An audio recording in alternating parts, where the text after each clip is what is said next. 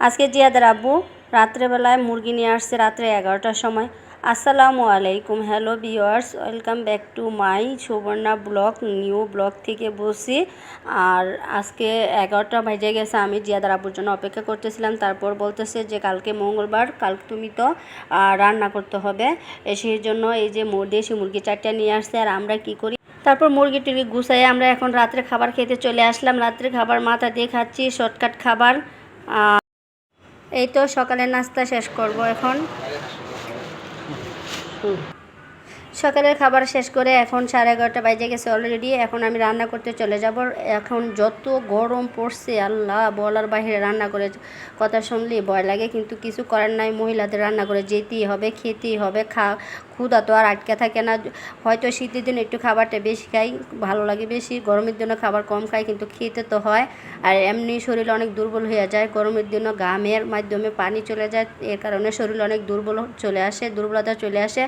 আর যতটুকু সম্ভব খাবার খেয়ে আমাদের শরীরে সুস্থতা রাখতে হবে। আর আপনারা যে যেখানে আছেন সুস্থ থাকেন, এবং কি বেশি বেশি করে লেবু শরবত এবং কি ট্যাং খাবেন। আর সবাই সবার মতো করে সাবধানে থাকবেন। আর যদি বের হওয়ার বিশেষ কোনো প্রয়োজন না থাকে তাহলে বের হবেন না। আর যার যার মতো করে একটু সেভ করে রাখবেন। আসলে মানুষ দিনের দিনই সব কিছুই বাড়তেছে। গত বছর গরম পড়ছে, কিন্তু এবার গত বছরের চেয়ে বেশি গরম পড়ছে, আর শীতও বেশি ছিল। তারপর চলুন রান্না করতে চলে যাই। এই তো রান্নাঘর সব কিছু আমি ভিজায় রাখছি, আর রুটি বানায় রাখে দিই ফ্রিজে এগুলা। আর এই যে মাছ ভিজায় রাখছি এখানে। এই তো এখানে আমি ইলিশ মাছ ভাজি করতেছি, ইলিশ মাছের রেসিপিটাও থাকবে আজকে। এই তো রান্নাবাড়ি শেষ। রান্নাটা আমি আপনাদের সাথে শেয়ার করতে পারি নাই, কারণ এত গরম, ভিডিও করা রান্না করা মানে অনেকটাই হিবিজিবি অবস্থা। সেই জন্য আমি আপনাদের সাথে রান্নাটা শেয়ার করি নাই। খাবার খেতে চলে গেছি। এই তো সবাই খাবার খাচ্ছি।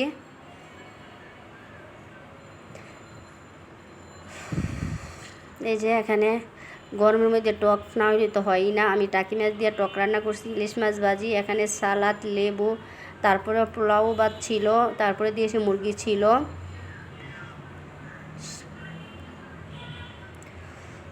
এই তো খাবার খাওয়ার পর ওর আব্বু কোক নিয়ে আসছে। এটা না হলে তো আমার হয়ই না। মানে ওর আব্বু জানে আমি খাবার খাওয়ার পর ভালো খাবার খাওয়ার পরে আমার কোক খেতে হয়। এই যে কোক নিয়ে আসছে একটা, ওই কোক খাচ্ছি। আজকের ভিডিওটা এই পর্যন্তই। সবাই ভালো থাকবেন, সুস্থ থাকবেন। আল্লাহ হাফেজ।